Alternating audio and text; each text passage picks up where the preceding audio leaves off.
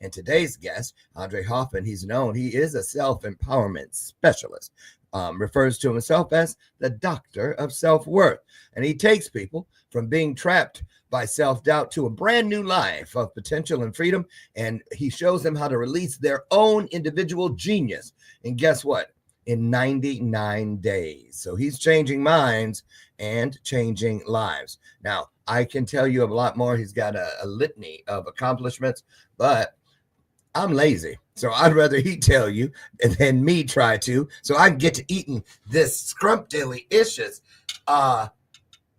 I'm so glad I don't eat pancakes, bacon, and eggs anymore. And Jesus, forgive me for that big ass lie I just told, but I'm trying.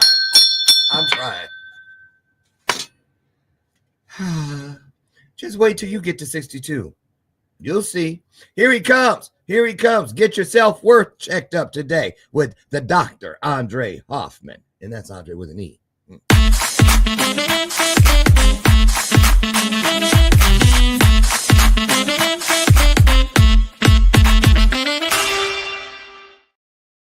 Hold on 1 second. Let me get a bite of this sausage. Dr. Loren, the doctor of self-worth, is in the house, and I've got some funny background. That's because of that. I saw it downstairs, but I think it's kind of cool. It's like, ooh, Doctor Who's in the house. That's your digital screen back there. You know, there's a thing you can use. If you hit your, what is it, y'all? Is it the settings? I think hit your settings down there. We're doing this in real time. It's live TV, y'all. Hit your settings down there, and then let me see on mine. Green screen. Green screen or what? Virtual background. Click that, and then use that little. Isn't there a little lever or something? You might have to go out and do it. I see it. Do you see it? I might just turn it off. Oh, yeah. Just turn it off. Turn it off. How you doing, Doc? I'm doing fantastic. I'm so happy. I've got another doctor in the house who is mastering his health and nutrition. I'm trying. Where you sound like you're from either the South or New York City. I can tell an accent a mile away. I know it's one of those two. You're from Tennessee or New York City, aren't you? Well, not really. I'm from Central Europe. Oh, I was and close. I have lived in New Zealand and Australia, so I do believe I have a pretty mixed accent. And I was watching American movies. So I was kidding. I know you're not from those places. So where are you in Europe? I'm at the Austrian-Hungarian border now. We moved here last year, coming from 12 years of an Australian adventure. Okay, so where were you born and raised, Andre? I was born in Budapest, and I've lived I think 27 years when I just wanted to find answers and answers about self-worth, exactly that you have been struggling with. And it took me to travel 70 plus countries, trying to find those answers because I was looking for externally. Wow. And I moved 3 or 4 countries. Wow. Amazing. I want to, do you eat pancakes over there where you're at? Oh, we do. And we make our own ones. Absolutely. I made mine today too. Hold on while I take a bite of one.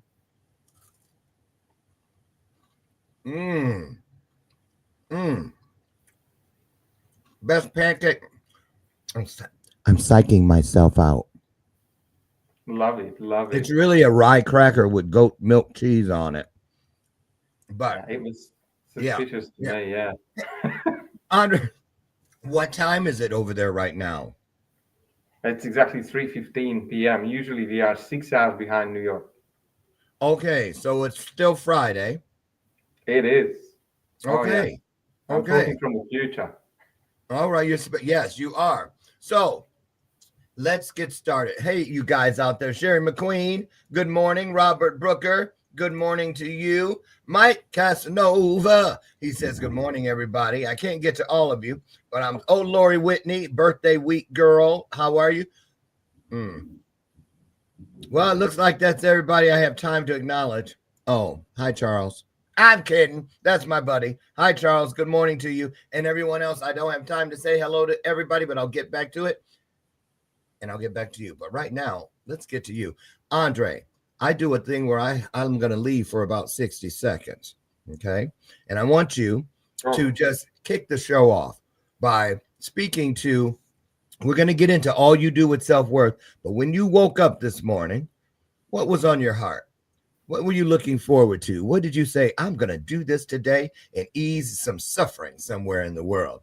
I want you to just start us off by what is important on your spirit today. What do you want to tell us to get us down the road on our way today? So I'm going to leave. It's all you for up to a minute.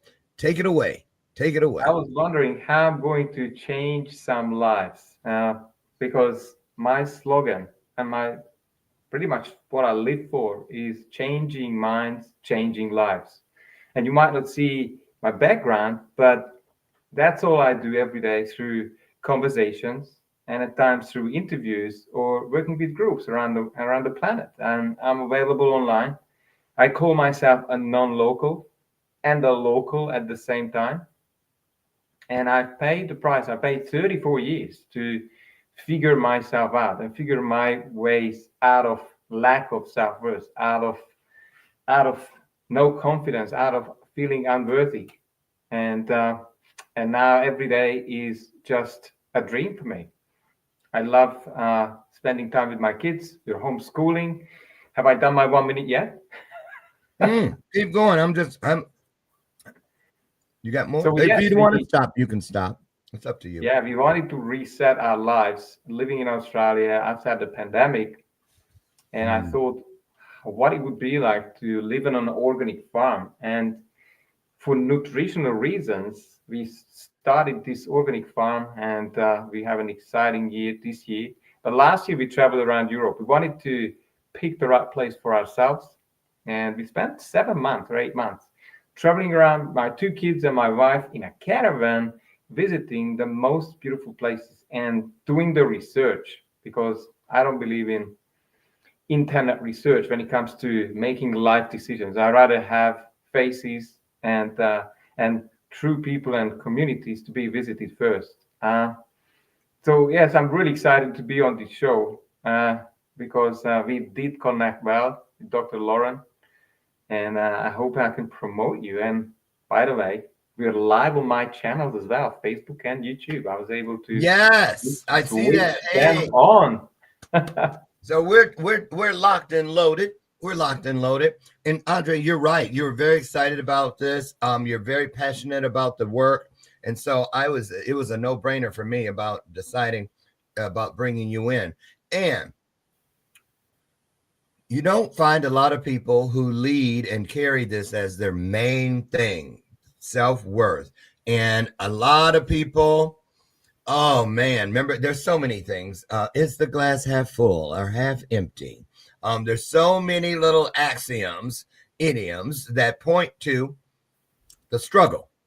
So when was it? Let's start with your origin story. You guys don't forget to click the little QR code up there in the corner and get over and check out the Genovia Ray team, okay? Because I want to take that down because I don't want it to be distracting. I'll pop it back up later in the show, but for now I'm going to take that out so we can focus. So Andre, when was it that having or dealing or struggling with your self-worth became apparent?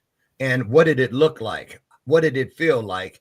And how did you change what was standing right in front of you? And I had no idea for a long time, but somewhere along my childhood, probably age 12, 13, I could not exactly put it into words, but I said, there is a problem here. I feel insecure. I feel that I'm not good enough. And I became a high achiever because I was disconnected from my dad. He was working all the time, pretty angry, arrogant, sometimes drinking. And I could not be the son that he wanted, but he wasn't clear about it either. So I had become a type A personality. I took on some of his patterns. I wanted to be right. I couldn't speak in front of people. These lack of confidence, low self worth was running my life, and I have got the good grades in school. I became a national champion with the team at age 13 in Hungary. This is basketball. And I have Wow. been climbing ice. Like I did crazy things. Like I ran 3 marathons, but the congratulation or the laugh from that never came. And at one point, 10, 15 years later, I realized I was doing all of these things to validate myself by my father. We're so on point. I just look at the word I just wrote down. Validation. Validate. We're so on point. That's exactly what I want. I write down the bridge to what I want to talk about next, and you are right there on it. So let's go there. Validation. Oh, you know, if okay, let's try this. I love images. Okay, I love imagery because imagination, the biggest screen in the universe. When you imagine validation, what do you see? Here, because some people see the pat on the back, attaboy. I personally always feel it. It feels to me when someone is validating me, or I have been validated in the way that works for me, because there are all shades. There's different shades of validation. They're not all healthy. You know, look at the kind of validation, let's say, a narcissist uses. It's not real. He or she uses a validation, which is a grooming technique, to make someone think this is what love is. So for me, when I feel and I know I am literally validated, it feels like someone walked up behind me in the chair and I didn't know they were there, and all of a sudden they started doing my shoulders. You know how good that is? And you're like, oh, you stop whatever you're doing. And you're like, oh, I don't, no, I don't, oh, I don't got time for you. Okay. You know, right. It's that. It stops me in my tracks. And it just makes me feel all good and warm all through my spirit. So what does it look like when you're validated, when you're in the process of being validated? What's that experience like for you, Doc? I wanted to have words of affirmation or appreciation at least, or acknowledgement of the things that I have achieved from my dad in the first place, but also probably from others. And I want quality time and touch, the one that you mentioned, to have massage, or when it comes to romantic relationships, then touch is was have always been important for me. Uh, of course, and later on, I was chasing to have that external validation. But of course, I have got it or I haven't. It was a source of suffering for the next 34 years in my Wow. life. Wow. So I did basically I tried to use every personal development under the sun to break out of my old self, these old limitations that I'm not good enough, or I'm worthy, or I don't deserve better. I have these beliefs, maybe from my dad, from my family. I have to work hard for money. Money is hard. And things like there is not enough. And yes, there has been, 2 world wars in Europe. So yeah, my family has been through, plenty of struggles. Yeah. Yet, living in the 70s, 80s, and 90s, it was not that bad. Yet I experienced a lot of that because I had these. I might have my demonstration glass here. If I have these beliefs, then I literally change what I experience. And I did experience everything in this yellowish color, which was telling me I'm not good enough. There is not enough for me. And that was like it went into not enough time, not enough money, not enough of anything. And I was not feeling enough Never either. So, Andre, did you do you think it would have, and this is speculative, of course, do you feel if your dad had been more supportive, more validating, that it would have changed everything? Or could there have been other reasons that the self-worth was such a struggle? Certainly, it would have been a whole different life. I believe that first 10, 12 years of each people's lives is defined for the rest of their lives, usually. I mean, the latest research says 75% of the personality is built by the age of 10. So most people just recreate that first 10 years.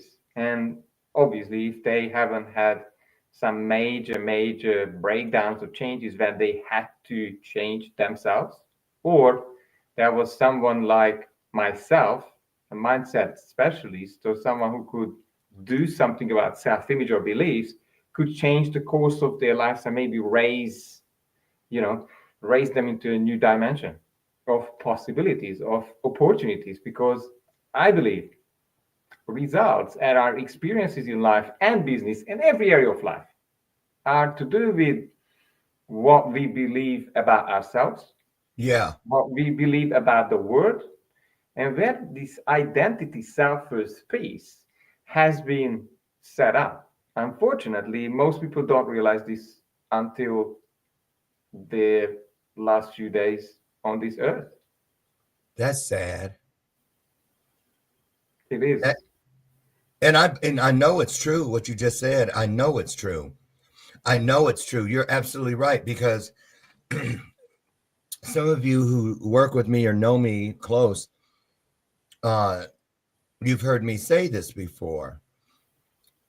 A lot of people, what Andre is describing, I think, is what you hear me say. I think we're saying the same thing when I say you don't want to be one of those people that ends up at the end of your journey in the 11th hour and you're sitting there or you're laying there and you're looking around and they've put all the photos and you looked at all the little books and stuff. They've read stories, you've written your obituary and it's this long and it says all of your accomplishments and everything points to things you can touch. You know, my awards, my degrees. Oh, look at my children. Look at my beautiful house. All these things, but nothing, your self-worth, if it isn't right, you don't have anything that makes you feel a certain way. And that must be a horrible, horrible existence when it's near the end of your literal existence. Because I think if you don't feel anything when it's time to go, you most likely haven't left anything for other people to feel when they arrive to where you leave your work. So, what it was, I know it stood out to you guys out there too, at least it should have. It did to me when you said you were in the heat, you were in the eye of the storm, dealing with low self esteem, no self worth, and you became a high achiever. Some people would think, well, how the hell do you do that? Don't you have to love yourself to be a high achiever? Obviously, or at least in your situation, you're saying, no, I can have low self worth, low self esteem, and still be a high achiever in the eyes of the world. Talk about that, if you would, Andre. Yeah, from the outside, my life was inspirational, winning championships and trophies. I went long distance swimming, but it was all about proving myself to others and proving myself that I'm good enough to myself. Because I was wrong footed from the first step. So I had this inherent belief that I'm not good enough. So I set out to travel around the world, probably to prove myself I can do it. I had some issues again in my childhood where, my parents didn't pay for a trip to, I think it was France and Italy at the time. No, France and London. That was this bus trip. And, and I got traumatized, I have to say, because my parents didn't pay for it. And the other kids, my best friends, they all went. So guess what happened in school for the next 6 months? They've been talking about these experiences abroad for the next months, and I felt so left out. So I made that decision. I remember that. I said, okay, I will not ask for permission. I will never have to ask for money to travel around wherever I want to, whenever I want to. So I became this rebel. So this is how I probably did travel to 70 plus countries. But that's one thing. The other was this burning question is how could I feel good about myself? How could I be happy? And I was seeking out spiritual gurus in India and South America, Mm. on 5 continents, to tell me what's wrong with me. Why am I this person who never feels I'm on the right track or my life makes any sense? Why I'm here, and what shall I do with my life? Am I worthy of anything? And what did these gurus say, Andre? What'd they tell you? They couldn't tell me much, to be honest. I spent time in ashrams. I did spend time with the Buddhist monks. And I have to say, they have not been, obviously, they usually had some ways of meditation. Yeah. It didn't work for me. My head was full of crap, like full head trash, 24/7. I couldn't stop my mind. So that approach at that time has not worked for me. And this is what I'm saying, even these days, that I believe if you can imagine personal development as it sort of as you evolve, and I think until you have a mind that has a 30% of self-empowerment capacity, like imagine going up to 30, 40%, or at least to 50%, until that point, personal development tools, and we're talking about seminars, books, like I've been to Anthony Robbins seminars. I'm not saying it's not working, it has not Right, worked for right, me. right. And John DeMartini's Breakthrough Experience and T. Harv Ekers, they didn't work for me because I have, attended on these events with my filters on. So obviously, I have picked out things that were comfortable from the books, or I have taken on tiny fixes and changes from seminars and from big 3-day events that cost me thousands and thousands of dollars, and I paid over $100,000 for these programs to transform myself. One, I believe I was not in the right headspace to make use of these programs or get the results that I wanted. I wasn't even clear about the outcomes, and unfortunately, they didn't work for me. They did. And I think that 30%, 40% is necessary before you make progress. And See, I think I help people to make that jump. Go ahead. no, I'm so. This is the first time I've heard somebody say it like this, honestly. And I've interviewed a crap load of people over the years, and been on both sides on those stages with people in the audience that fall into the category you just described. A lot of them I refer to as event groupies. I've coached people that have come to me. And you know who you are if you're watching today. I say, do you realize you're addicted to events? You're an event groupie. You're just really going, lead, take me to your leader. Or a lot of us think this. That's why I keep this on this desk. That there's a magic wand in those places. A lot of people go to Thailand or go to Peru or go to all these different places. Ayahuasca's now, that's another big thing now. A lot of people going into the plant medicine journeys and this and the other, hoping for ding, a whitewash, a magic rinse of some sort. And that steals the experience of evolving and learning why, bringing in and pulling out and bringing in, laying down and lifting up, dying to and rising from. That is why we have the juxtaposition, the duality, is to learn, to grow, and to understand. You see, because I really believe when the light comes on, I should, or we start seeking. When it's time to know something, it's because it's time to grow into something or out of something. So let's go to the point where people say, you know what, I'm going to call Andre. He's the doctor of self-worth. I don't have a clue on where to begin. Let's pretend it's me. And okay, I'll set up a Zoom. I'll get on your calendar. And here we are. So I say to you, Andre Hoffman, I don't know what to do. Well, let's say, what would your first question be to me as I come to you for help? How does that work? Walk us through it. Use me as a guinea pig. I would have quite a few questions because I have a method that I keep using to, one, find the real the root of your challenge, the root of your problem. And I'll get to those in a moment. Obviously, I need to know you a bit, but then working out what do you want instead. And unfortunately, when it came to personal development tools, I didn't have that clarity. So I decided to be a pioneer in the personal development sphere or sector, to be eliminating those issues where you pay a lot of money to someone. I do have these free conversations for a good 1 hour because I want to know if I can help. Like I don't want to Value. waste. I Right. don't want to waste your time and money. It's not fair, and I think Right. it's stealing It is. resources from you that you could use for something that works. Thank you. That's what I believe in. I And do too. I do too. And that's why I try my we're so similar.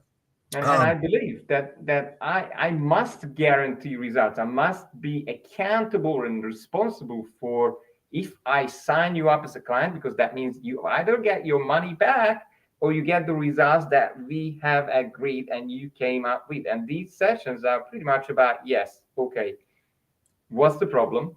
What is the root of the problem? How long you had this? What were those first events? What are the negative emotions So attached to this? real What's quick, the script I'm running in sorry, your head? but real quick, I hear that it's like mice in my attic. So you tell me we need to get to the root, but I'm sitting here going, "Oh Lord, now he's asked me to do something. I can't. I'm not that smart. I don't know how to face. I don't know where to even begin. I'm back to square one. I'm hearing these voices while your mouth is moving, telling me how Right. good it's going to be. What about how do you override, or how would I? What do you show me? So, or help? How do you help me override and put those voices that are working against me on mute? I don't want to do that. I want to know all of those voices because that's the source of your problem. You have a whole, you have a naysayers in your head, and that usually plays out in your life. Whatever they say, the I'm not lucky, you are not worthy, whatever those voices are telling you, maybe it's dad or mom's voice or some authority from your childhood. Like we need to know if that is controlling your life and results. And then I at least I diagnosed the problem. And usually with those voices, there are certain emotions and feelings. It's okay if you can't put a name on those emotions. I will be able to read it as, from your face. That's another powerful piece, naming it. Because when you name something, it now ceases to have a butterfly flight pattern. Butterfly flight pattern, you try to catch a butterfly without a net, because it doesn't go from limb to limb. It goes wherever the hell it wants to. And so and I always look at things that don't serve me as nameless.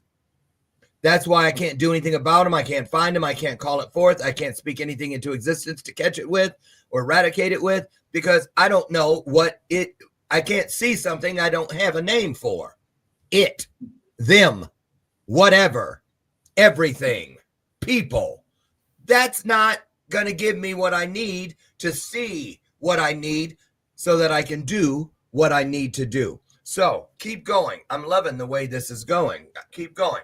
So the next thing, and this is probably the biggest breakthrough on these free sessions, because see my minimum to achieve and on all of these sessions, I don't know if I see that person ever again or not, but the least I want is to have you a massive awareness breakthrough, and I will help you find out how those naysayers, the negative voices, or the feeling of not good enough, or feeling of self-doubt or procrastination, actually serves you. What is your mind's good intention to put this so-called strategy in place that you're not making decisions, or you putting things off, or how you are sort of following the rules and not show your true power and potential and authenticity, how that serves you to be, let's say, fearful of standing out. because then you will understand at that point that, wow, my mind was doing its best according to the programming from the past. It is trying to save me, it's trying to protect me. It's about usually safety, security, love and connection, or feeling acknowledged. So there is actually nothing wrong with it. But unfortunately, for most people, their mind, especially we're talking about subconscious, is not about thriving and happiness. The agenda of this mind is about survival. And that's what you will get. You will get by. You will survive. And I believe you deserve, yeah, what inspires you. You deserve happiness, joy, fun, contribution, and playing life. But that's not how we are equipped, right, in this life. Let's here's a situational example, if you will. Which comes first, Andre, the chicken or the egg? And what I mean is, somebody walks in the door to work with you, but they can't get to the self part, because to get to self-destruction, self-sabotage, self-worth, self-esteem, self-love, all the other things, self, you got to take accountability. But a lot of people will walk in the door playing the blame game, also known as discounting. Well, the only reason I get mad and punch holes in the wall is because she doesn't know how to shut her yapper up. I come in and when are you gonna gotta start. Now the next thing you know, she made me punch the wall. She didn't make you do shit. You chose it.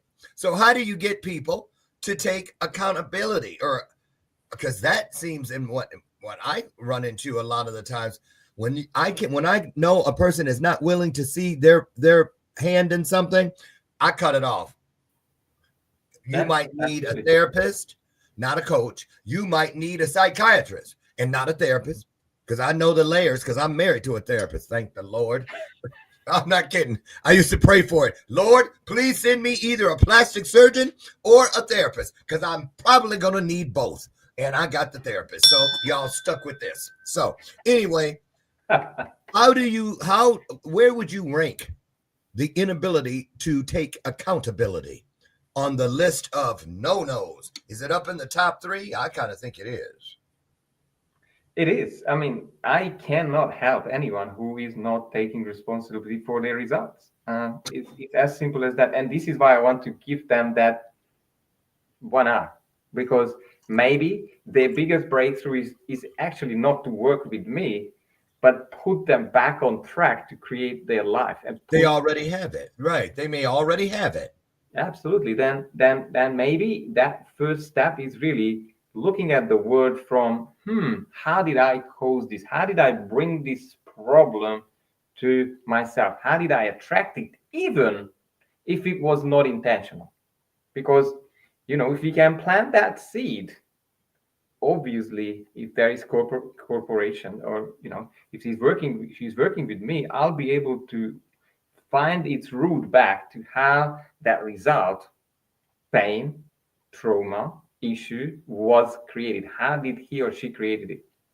And I think that one I call awareness, or at least working out how problems are created. I think it's the biggest one single step to change. I agree. Change. I agree. Self-awareness, which is honesty. If you don't like the word accountability with yourself, I always refer to it as I know that I must be as honest with myself as possible. So let me just explain what I mean by that, Andre, and you guys out there, is, people come down to the studio all the time and they look around. What you guys see, behind all the toys and things are just a fragment, just a little bit of what is really all around. One day I'll have to show you guys everything down here, but everything down here is perfectly placed. It is specific. It's specific to my needs, to remind me of what I used to blame. Like I have the toys and stuff because I used to blame everything around in my world for taking my childhood away, just like that. and it stopped me from getting beyond it. It stopped me from looking for my blessing within it. And that means I was creating my own curse, and I was willing to live within it. So, and then when I start finding the antidotes to the poisons, I realized, because of being honest with myself, well, I don't want to put this in a cabinet somewhere. I need something to remind me, Loren, don't forget to listen for the truth. Follow your instincts, trust your gut. If you hear that bell, it means that it has a ring of truth. So I have helped solidify that, grout that down, if you will, Andre, in my world. So I don't stray or let someone talk over it or something gets laying on top of it. You see, it's right there. It's not in a junk drawer. It's right there because it matters. So, let's go there.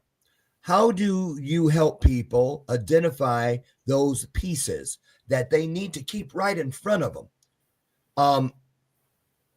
It's like you lose weight, which I'm doing on a thing, but I still have the maintenance phase. I can hit that goal and then I go back to the pancake house the next day and start eating my way back. Or I can little by little test the waters, be honest with myself and say, okay, I ate that pancake, but now I know I need to do this so it doesn't show back up in a negative way in the world I have created for myself. So let's talk about that. How do you help people create the world that they desire and maintain it? Because maintaining it is so important. There's nothing worse than having and losing. Yes, right? I believe lasting change that matters only, and this is how I measure my work. Nothing else is really important for me other than my clients' results in their life, not whatever happens when we talk to each other on those sessions. But usually I see people every 2 weeks, either in groups or one-on-one. And I want them to go out into the world when we shifted one to belief. We shifted a negative emotion into self-empowerment. I will literally not get to see the same person ever again, because I believe these tiny or bigger breakthroughs around, what if I was good enough? But maybe my grandma had this idea and she planted the seed, she cast a spell on me, because that's what we usually tend to find, that someone in the past have hypnotized you out of who you are, your true self. And the self-worth work is really about putting, the maximum volume on that true voice, which has been sort of under those layers of doubt, of those, I can't trust myself, can't make decisions, what to do. So what happens is you take literal steps toward the new version of you. I believe that's your true self, your authentic self, where things start to flow, hunches start to happen, coincidences, God starts to communicate to you in different ways. Accidents tends to happen just perfectly to then have things aligned to what you want. And I think the true alignment is the inner alignment of these two parts of the mind, I have to say. The subconscious agenda, which is usually self-sabotage, that's the phase one for most people who are dealing with life is a struggle, it's hard, I'm unlucky, things don't work out, I hate this job, why I have to do this again all day. That's unconscious. The next stage, I believe, that I help people to is I call emotional freedom. Emotional freedom is when you are more optimistic, you launch your own project, you get more unclear about what you love to do, you really show up, you don't take it personally if things don't work out exactly, you understand that there is no failure, only feedback. And then automatically the third stage, which not many people get to on this planet, is I call mission. I call your purpose in life, which could be the playground where you become the authority, like you, Dr. Loren. You built an audience, people are listening to you. You created a literal playground. I can see it behind you. You have your bathrobe moments. You built a dimension, a beautiful word like Disney World. Mm-hmm. and people know what to expect, and this playground is yours. You designed it, and Yeah. hopefully, like I know you did, you worked out the journey from self-empowerment to the results that people want. And we all do that in similar ways, and this is why I love your work, and I love how you show up and you created this wonderful brand. Thank you. When you know what, and you did, you hit it right. It's like you know me through and through, and I received that. I'm grateful for that. It's and there. I'm getting the massage right now. Your words are behind my chair, working on my shoulders, my spirit shoulders right now, and I'll tell you why. Because I believe that in order for there to be true, organic, and lasting experience, it must take place within a place. The clue is right. If you want it to take place, you need a place. It won't take place in a thing. That's because you can only touch a thing, but you can feel when you're within a place. Ooh, I like it here. I like the way this feels. If you apply that to a thing, ooh, ooh, I like the way this feels. Okay, that's great for a velvet rug or a velour robe or something. I love the way this feels, but that isn't what satisfies your soul. It's the other form of feeling. Now, I remember when we first came in, you'd said something about emotions. Didn't the word emotional come out of your mouth? Oh yeah, it did. I think Okay. that's you. So let's talk about that for a second, if we could, Andre. Man, I can't believe we're almost out of time. It felt like we just got started. Oh Absolutely, yeah. man, we're gonna have to bring you back. We're gonna have to bring you back. Let's use this to get out of here today. Send people on their way. Talk about it. Do you believe there's a difference between feelings and emotions, or are they the same thing? Oh, what an interesting question. I never thought of it like that. Oh, I believe that emotion is energy in motion. I think I've heard this from maybe from Tony Robbins. So all it is, it's energy. And remember, if you are energy, like I believe we are, soul, I do too. then whatever you're hanging on to as far as emotions is the fuel to take you to exactly what you're attracting now. So Mm. you could hang on to hatred, you could hang on to anger. Now you'll be this massive magnet to the experiences that you are going to create. And maybe you don't even know. Like I remember I met someone probably 5 or 6 years ago, and she didn't realize her business was not growing because she was judgmental. She was Mm. calling out people as silly or stupid. Now it Mm. has completely put a stop on her business because she could not, from that place, she could not connect to her clients. She could not create rapport so she could sell her services and products. And when we were able to just do this tiny adjustment to let go of Mm. mom's judgmental behavior that she took on when she was small, when she was young, she was able to, quadruple her income. Wow. All because of a little shift in the mindset. And obviously, there was some frustration and anger attached to it, the fuel.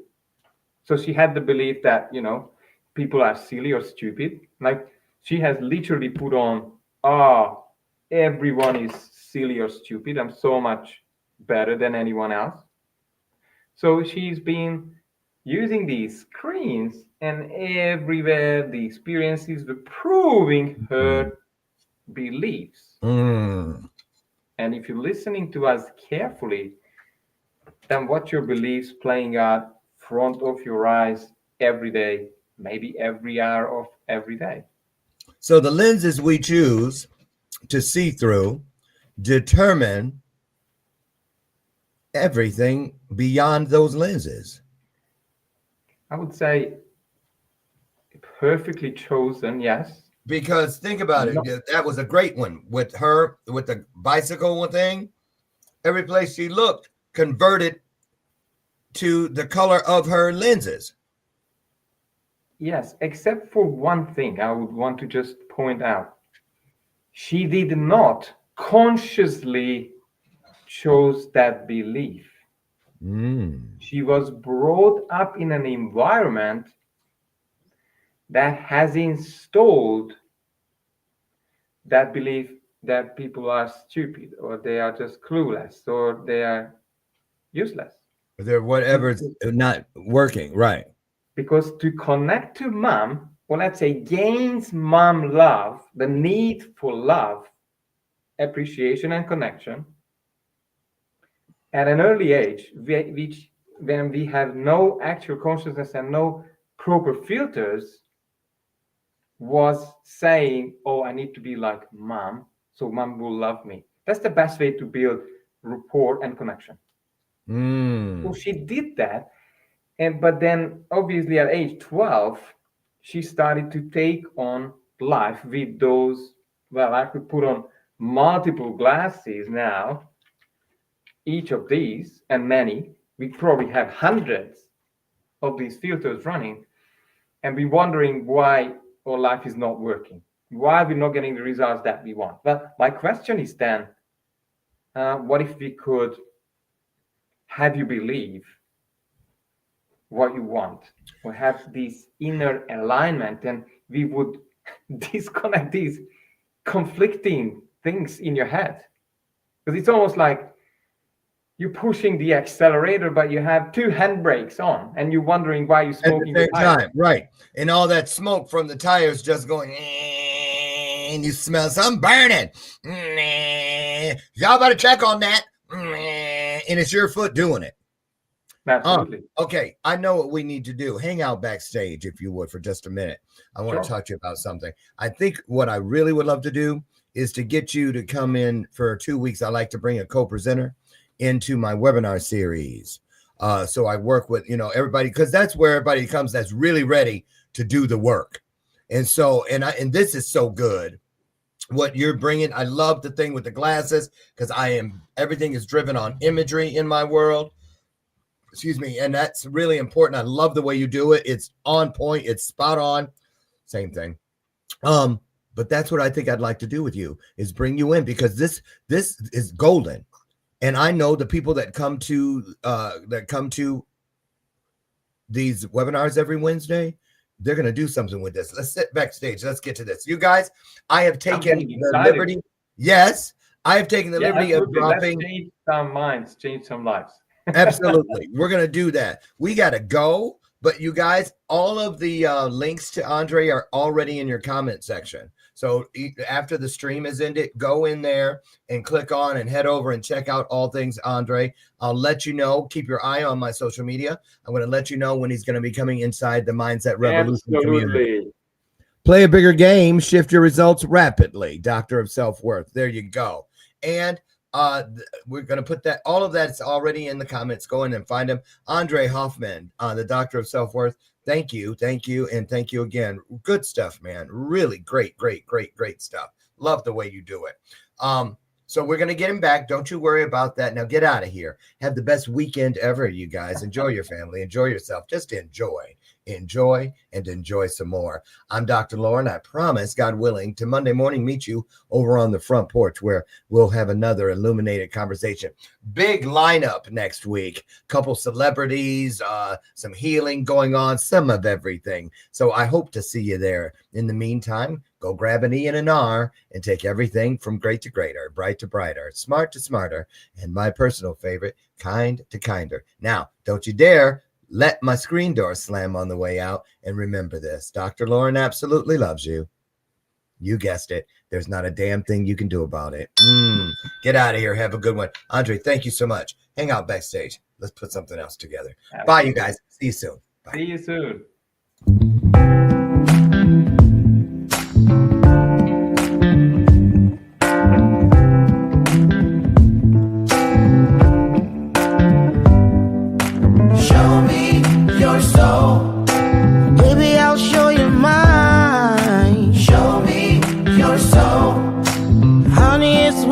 time. How expensive do I have to be? Need I spell it out before you get it, baby? Show me your soul, and honey, I'll show you mine.